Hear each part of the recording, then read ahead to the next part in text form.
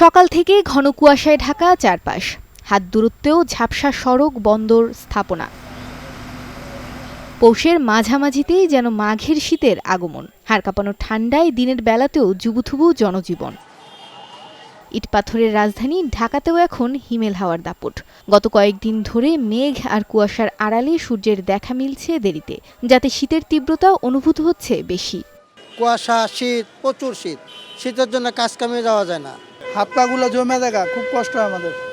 পোলাইনে যে বইছি কাপ উঠতে উঠতে ঠাসা কাপ। বুকেও সমস্যা আছে, নাক দিয়ে পানি বের হয়।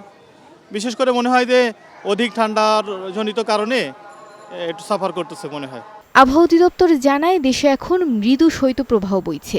তাপমাত্রা কমতে পারে আরও, যা 6 ডিগ্রি সেলসিয়াসের নিচেও নামতে পারে। যেহেতু জানুয়ারি আমাদের শীতলতম মাস, সেক্ষেত্রে তীব্র শৈত্যপ্রবাহের সম্ভাবনা রয়েছে এবং আমাদের যে দীর্ঘমেয়াদী পূর্বাভাস যেখানে আমরা বলছি তার 2 থেকে 3টে আপনার মৃদু থেকে মাঝারি ধরনের শৈত্যপ্রবাহ এবং 1 থেকে 2টি তীব্র শৈত্যপ্রবাহ বয়ে যাওয়ার সম্ভাবনা রয়েছে জানুয়ারি মাসে, এবং এ সময় কিন্তু দিন এবং রাতের তাপমাত্রা স্বাভাবিকের কাছাকাছি থাকার সম্ভাবনা রয়েছে।